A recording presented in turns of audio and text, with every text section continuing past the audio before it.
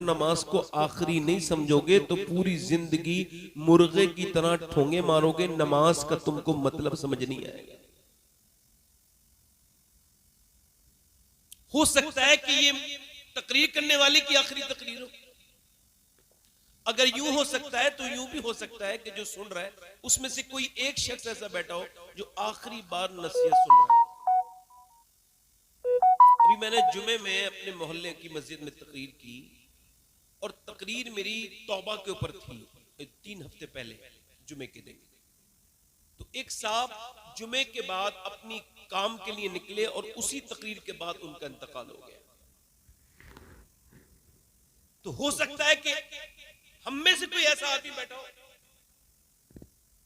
मौलाए कायनात फरमाते हैं कि मौत की फिक्र गुनाहों से रोकती है, जिंदगी की उम्मीद गुनाह करवाती है।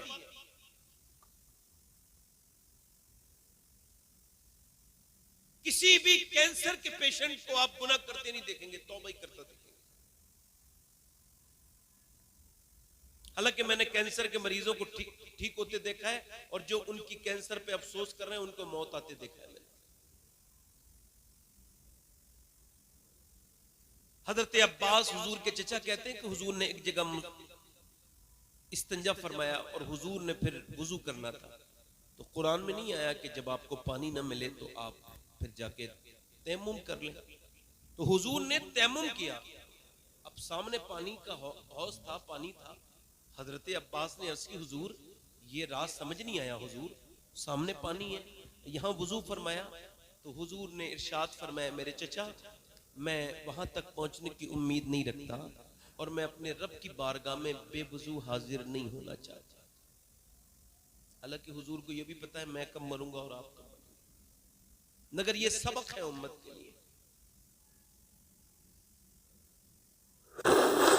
कितने भेजे उड़ गए, कितने नौजवान कानों में नीड लगा के घर से निकले और वापस नहीं आ पाए घर तक, मौत ने उन्हें आ लिया। अगर आपको बहुत घमंड है अपनी जिंदगी पर तो जाकर के आप अपने यहां के किसी पोस्टमार्टम हाउस में खड़े हो जाना। सुबह से लेकर दोपहर तक, दोपहर से लेकर शाम तक पोस्टमार्टम हाउस में पोस्टमार्टम होने वाली बॉडियों की लाइन लगी हुई है।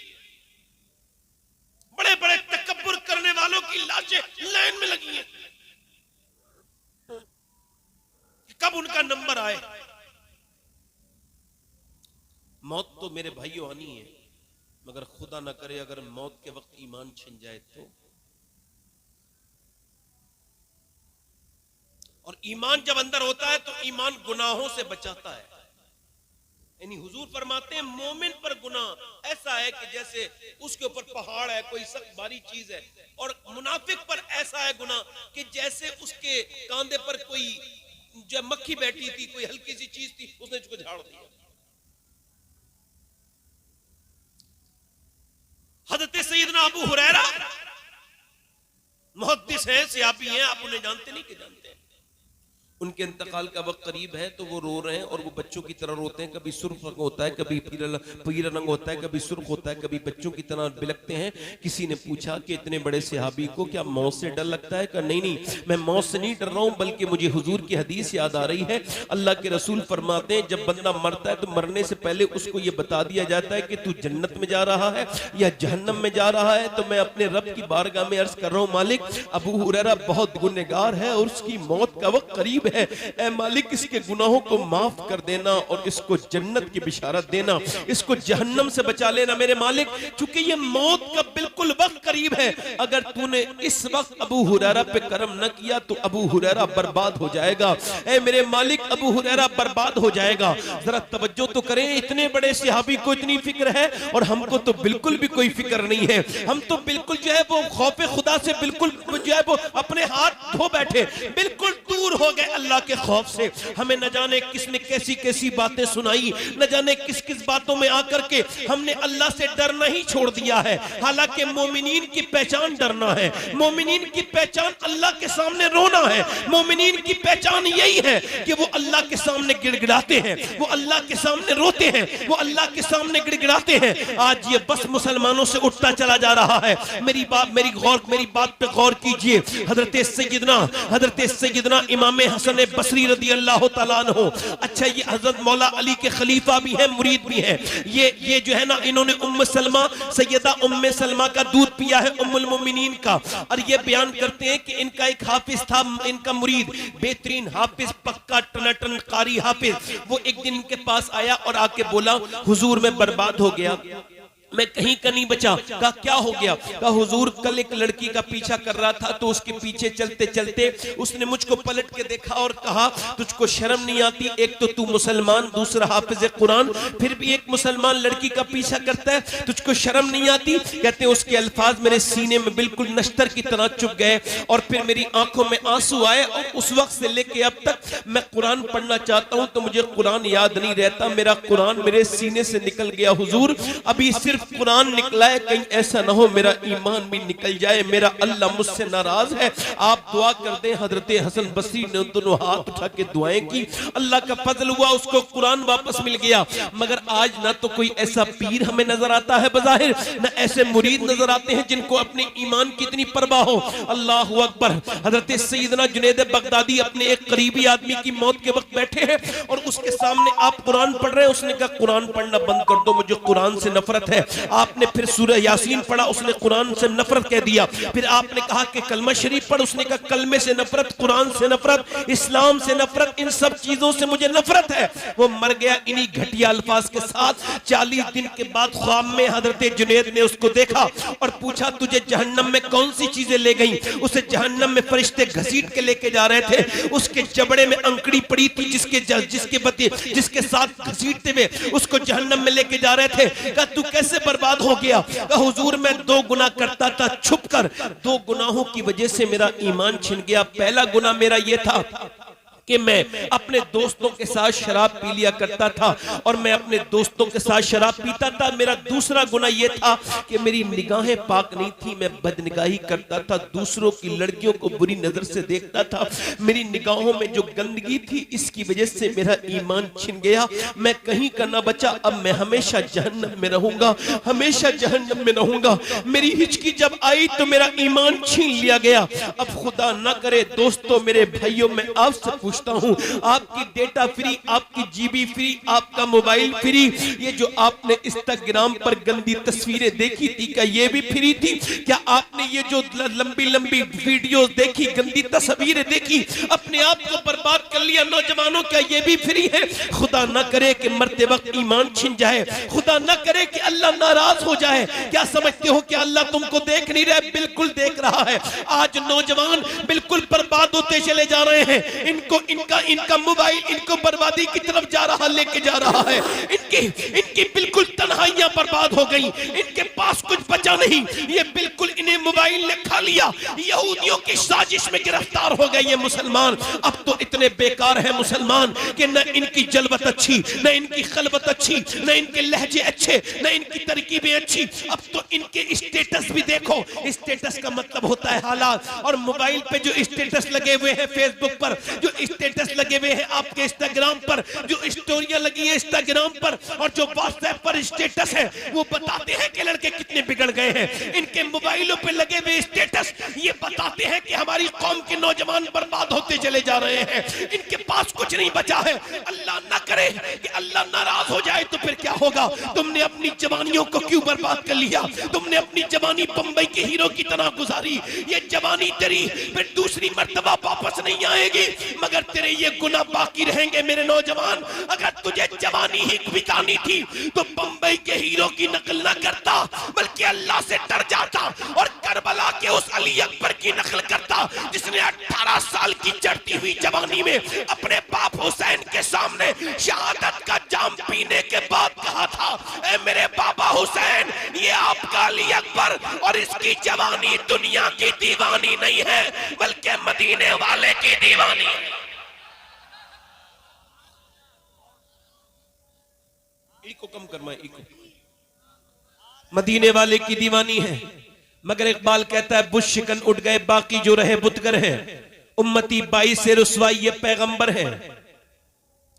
उम्मतियों के पास कुछ नहीं बचा, उम्मती बर्बादी की तरफ चलते जा रहे हैं। और इस वजह से कि ये भूल गए उन सहाबा को, मुसलमानों को, जिनकी वजह से इनकी तारीख यहां तक आई। ये भूल गए उन सहाबाए किराम को, उन सहाबाए किराम को कि जिनको नहीं भूलना चाहिए था, अहले बैत को नहीं भूलना चाहिए था। पूरी पूरी महफिलें हो गई। जो कौम अपने बुजुर्गों को भूल जाए, उनके तरीकों को भूल जाए। अरे हमसे और आपसे अच्छे तो पहले के जमाने के, अब के पहले के जमाने के भिखारी थे कि उन्होंने कम से कम अपनी गैरत का सौदा नहीं किया था। ये मोहम्मद नदीम नाम रख दिया, मोहम्मद आकिल नाम रख दिया, मोहम्मद फरमान नाम रख दिया, मोहम्मद मुबशिर नाम रख लिया, गुलाम हुसैन नाम रख लिया, गुलाम अली नाम रख लिया। और कर क्या रहे हैं, कर क्या रहे हैं मियां? हमारी जिंदगियां बर्बाद होती चली गई उस वजह से कि हमने सहाबाए किराम को भुला दिया, और औरतों ने भी भुला दिया सहाबियात को, ये भी भूल गई। और औरतें भी बर्बाद हैं, इस वक्त के मर्द भी बर्बाद हैं। खूब शोर मचाओ, नारे लगाओ, मगर मेरे दिल को इत्मीनान इन सब चीजों से नहीं होता। मैं ये सोचता हूं कि क्या हम लोग ऐसा तो नहीं है कि हवा हवाई की जिंदगी जी रहे हैं? ऐसा तो नहीं है कि लोग कहते हैं हुकूमत बड़ी जालिम है, हुकूमत ने बड़ा जुल्म किया है। पूछो क्या जुल्म किया? लगे बड़ा जुल्म किया। मैंने कहा हाँ, हुकूमत तो जालिम है। एक साहब बोले हिंदुस्तान के हालात बड़े खराब हैं। मैंने कहा अच्छा, ये हालात आपने खराब किए? बोले नहीं। मैंने कहा आप ठीक कर सकते हैं? बोले नहीं। मैंने कहा फिर वो जो आप कर सकते हैं वो करिए ना। हालात अगर हिंदुस्तान के अच्छे नहीं है तो आपके हालात कहाँ के अच्छे हैं? अगर हुकूमत जालिम है तो आप कम जालिम है। 5 वक्त की अजानें हुई, आप मस्जिद में नहीं गए, आपसे बड़ा भी जालिम कोई होगा? क्या आप अपने आप को जालिम नहीं समझते? ये आप बैठ करके चौराहे पे क्या बातें करते हैं, फलानी हुकूमत ऐसी ऐसी वैसी हुकूमत, ट्रेनों में वही बातें, हर जगह वही बातें। अरे अल्लाह ने तुम्हें बैठ करके गपशप लड़ाने के लिए, गीबतें करने के लिए चौराहे पे पैदा नहीं किया, बल्कि मस्जिद में बैठ के अपने नबी पर दुरूद पढ़ने के लिए पैदा किया। मगर जिस कौम को यही याद ना रहे कि वो किधर से चले थे। अरे हम तो 313 थे। जल्दी बोलो कितने थे? 313 मुसलमान थे पूरी दुनिया में, सिर्फ 313, कोई नहीं है इसके अलावा। और उनके पास कोई वसाइल भी नहीं, और उन्हें मिटाने के लिए फौज भी मक्के से चली है, और वो भी इतने ओवर कॉन्फिडेंस में। अबू जहल इतनी ताकत के साथ चला है, और वो इतनी ताकत के साथ है कि वो अपनी रस्सियों को हवा में उछालता है और कहता है इन रस्सियों में नबी को बांध के लेके आऊंगा। मक्के की औरतों ने अपने जेबरात उतार के अबू जहल के सामने ढेर लगा दिए और कहा हमारा सोना ले जाओ और नबी के दीन को खत्म कर दो। तो मदीने की औरतें आई, या रसूल अल्लाह, हमारे पास माल तो नहीं है, मगर ये 18 साल का लाल मौजूद है, इसको ले जाएं और दीन को बचा ले। नारे तकबीर, नारे रिसालत, अज़मते मुस्तफा, उर्से मुक़द्दस। वो कौन माएं थी जिन्होंने मियां इतिहास लिख दिया? वो कौन माएं थी जिन्होंने ऐसे बच्चे जने, ऐसे बच्चे जने कि ऐसे बच्चे फिर दुनिया में ना आ पाए? उन लोगों की कसमें आज भी दुनिया खाती है। इकबाल ने उन पर बड़ी बात कही। वो कहता है इकबाल कि इस्लाम ने मुसलमानों का बहुत साथ दिया, मगर मुसलमानों ने नहीं दिया। मुसलमान तो इस्लाम से दूरी बना रखते हैं, अपनी फायदे की चीजें इनको खूब समझ में आती हैं। मुसलमान तो वो थे मियां 1000 का लश्कर जब मदीने की तरफ चला है, और जब मदीने के लोगों ने ये खबर सुनी है मेरे नबी पाक ने सहाबा को बुलाया है, अंसार और मुहाजिरीन 313 आके जमा हो गए। नबी पाक ने फरमाया बोलो क्या कहते हो, मैंने मक्का छोड़ा, मैं मदीने आ गया, अब वो मदीने के ऊपर हमला करने के लिए आ रहे हैं, इस्लाम को मिटाने के लिए आ रहे हैं, बोलो क्या कहते हो। 313 सहाबा अर्ज करते हैं हुजूर हम आपके साथ जान देने के लिए तैयार हैं, हम आपके साथ चलने के लिए तैयार हैं। हुजूर ने फरमाया पहले सोच लो, तुम्हारे पास सिर्फ 2 घोड़े हैं, उनके पास 100 घोड़े हैं, तुम्हारे पास 7 तलवारें हैं, उनके पास 1000 तलवारें हैं, बोलो चलोगे। सहाबा बोले या रसूल अल्लाह कोई मूसा की उम्मत थोड़ी है जो भाग जाएगी, उम्मत मुस्तफा की है, जान दे देंगे या रसूल।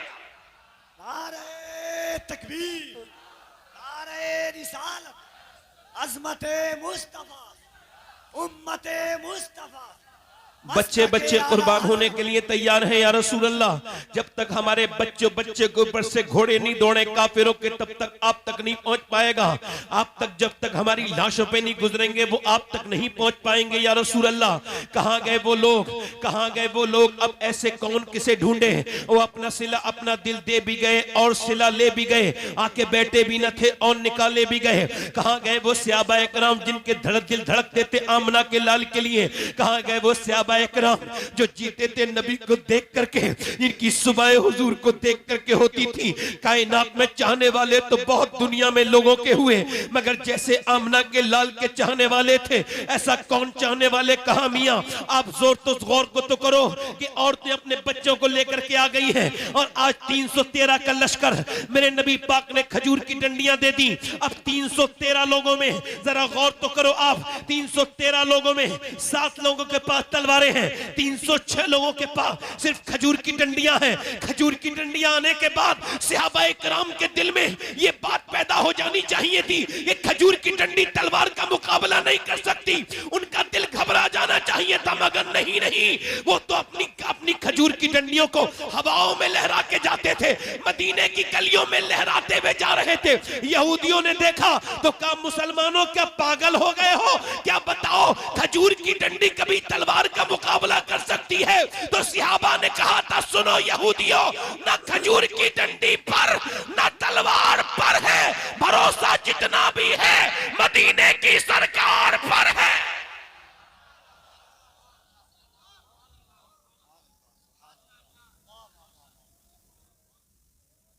निकले मदीने से निकलने के बाद निकलते मदीने से निकलने के बाद पहुंच गए 170 किलोमीटर दूर बद्र के मकाम पर। आज भी कोई भी जाकर के देख ले कि बद्र को अल्लाह ने अपनी आयत बताया। क्या बताया बोलो। और आज भी कोई जाके देख ले, आज भी कुरान की ये आयत बड़े बड़े जली लफ्जों में उसी बद्र के मैदान में लिखी भी है। वलक़द नसरकुमुल्लाहु बिबद्रिन व अंतुम अज़िल्ला। जाकर के देखो कि अल्लाह ने क्या फरमाया, वलक़द नसरकुमुल्लाहु बिबद्रिन व अंतुम अज़िल्ला, के जाओ उस जाके देखो आप, और जाके देखो कि अल्लाह ने कैसी नुसरत के पैगाम भेजे। मगर ऐसे ही नहीं आए, उनके जज्बे देखो कि उनके पेटों पे पत्थर जो है, उनके पेटों पे रोटियां नहीं है, उन्होंने रोजे रखे हैं। और वो भी किस हाल में रोजे रखे हैं कि खजूर की गुठलियां चूस चूस करके रोजे रखे हैं, और फिर उसी को गुठली को उन्होंने जेब में रख लिया है। और ऐसे खजूर की गुठलियां, खजूर की डंडियां लेके खड़े हैं कि इनके मुकाबले में जो रात पूरी जिस कौम ने शराब पी है, जिस कौम ने पूरी रात औरतों का नाच देखा है, जिन्होंने भुने हुए गोश्त खाए हैं, ये उनके मुकाबले में जब उन्हें देखते हैं मुसलमानों को, तो ये कहते हैं तुम्हें ऐसे मसलेंगे जैसे मक्खी और मच्छर को मसलते हैं, और तालियां बजा बजा के मुसलमानों की मजाक उड़ाते हैं। ये देखो तो ये आए हैं हमसे लड़ने, इनके पास तलवारें तक नहीं है, इनको मिटा के रख देंगे। जब वो ये बदतमीजियां करते थे, उसी रात मेरे पैगंबर ने अल्लाह की बारगाह में रुजू किया है। आज मेरे नबी ने सजदा किया है, और बुखारी शरीफ की हदीस है, नबी पाक ने अपना सर सजदे में रखा है, और नबी पाक के ये मुबारक कांधे हिल रहे हैं। अल्लाह के रसूल अल्लाह की बारगाह में रो रहे हैं, और कितना रोते हैं। हजरत अबू बकर सिद्दीक कहते हैं कि मैं हुजूर की चादर नीचे को उठा के रखता हूं, फिर गिर जाती है, फिर नीचे से ऊपर उठा के रखता हूं कांधे पर, फिर हुजूर की चादर गिर जाती है, और हुजूर की आंखों से आंसू गिरते हैं। कौन सी आंखें, जिस तरफ उठ गई दम में दम आ गया, उस निगाहे इनायत में लाखों सलाम। मेरे नबी की आंखें सूज रही हैं। मेरा इमाम कहता है आंखें रो रो के सुजाने वाले, जाने वाले नहीं आने वाले। हुजूर की आंखों से आंसू गिर गिर के बद्र की रेत में जज्ब हो रहे हैं। मैं कहता हूं ऐ अल्लाह, काश मैं इंसान ना होता, बद्र की रेत का जर्रा होता जिसमें मेरे नबी पाक का आंसू आंसू गिर जाता, मेरे पैगंबर इस्लाम का आंसू गिर जाता। मेरे नबी पाक आज अल्लाह की बारगाह में जो दुआ कर रहे हैं उसका लहजा अलग है, उसके अल्फाज थोड़े अलग हैं, उस दुआ का नाज थोड़ा अलग है। अर्ज करते हैं मेरे मालिक, मेरे परवरदिगार, जो मैंने मक्के में तकलीफें उठाई, जो मेरे ऊपर परेशानियां आई, जो मैंने मक्के में तकलीफें उठाई, जो मेरे ऊपर परेशानियां आई, मेरे परवरदिगार, जो मेरे ऊपर पत्थर मारे गए, जो मेरे ऊपर ऊंट की ओजड़ियां रखी गई, और जो मेरे सर को दबाया गया, मेरे सर को फाड़ा गया, मेरी गर्दन को दबाया गया, और जो मंडियों में मेरे ऊपर जुल्म हुआ, जो मेरे रास्ते में कांटे बिछाए गए, ऐ मेरे परवरदिगार, जो मेरे कांटे में कांटे बिछाए गए, और जो मुझे परवरदिगार सताया गया, जो शेबे अबी तालिब में मेरी बेटियां भूखी नहीं, 9 दिन के बाद मेरी बेटियों ने पेड़ के पत्ते खाए, मेरी फातिमा भूखी रही। ऐ मेरे परवरदिगार, मेरी खतीजा, मेरी हशरी के हयात मेरी खतीजा भूखी रही, और उसी भूख में उसका विसाल भी हो गया। ऐ अल्लाह, जो मैंने तकलीफें उठाई परवरदिगार, जो ताइफ में जब मेरे नबी पाक गए हैं, आप तो ताइफ को भूल चुके होंगे। आपको पता है ताइफ में जब हुजूर गए, हुजूर ने दावत दी, सरकार के ऊपर पत्थर आए,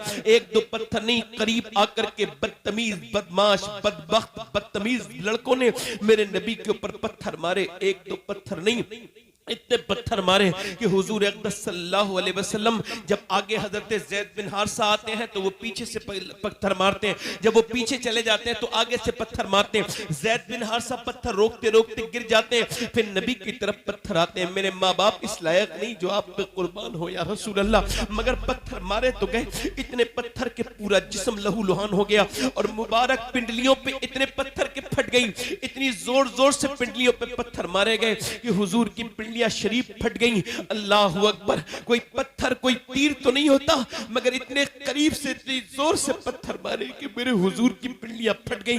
अल्लाह अकबर, ज़ैद बिन हारिसा ने हुजूर को उठाया और फिर उतबा बिन रबिया का बाग था वहां लेके गया। उतबा ने देखा, उसके दिल में भी अल्लाह ने रहम डाल दिया, कहने लगा ये नहीं करना चाहिए था, बहुत गलत किया इनके साथ, मोहम्मद के साथ। फिर अपने गुलाम से बोला, अद्दास से तुम इनको अंगूर खिलाओ, मैं कहूंगा तो ये खाएंगे नहीं। अंगूर लेकर के अद्दास गया, हुजूर ने एक अंगूर उठाया, बिस्मिल्लाह शरीफ पढ़ी। उसने कहा, आप बिस्मिल्लाह कैसे पढ़ते हैं? इस खित्ते में तो कोई बिस्मिल्लाह नहीं पढ़ता। आपने फरमाया, आप कहां के रहने वाले हो? कहा मैं नैनवा का रहने वाला हूं। फरमाया, जहां के यूनुस है? कहा वहीं के यूनुस। सरकार ने फरमाया, वहां के यूनुस है? कहा आप यूनुस को कैसे जानते हैं? फरमाया, वो भी अल्लाह का नबी है और मैं भी अल्लाह का नबी हूं। अल्लाह का नबी वो भी है, अल्लाह का नबी मैं भी हूं। अद्दास कहता है, वो ईमान लाए न लाए, मैं आपके ऊपर ईमान लाता हूं, मैं आपके ईमान लाता हूं। ज़ैद बिन हारिसा जब बयान करते थे तो रोने लगते थे, कहते थे इतने पत्थरों के बावजूद जब एक बंदा ईमान लाया तो मेरे नबी मुस्कुराने लगे,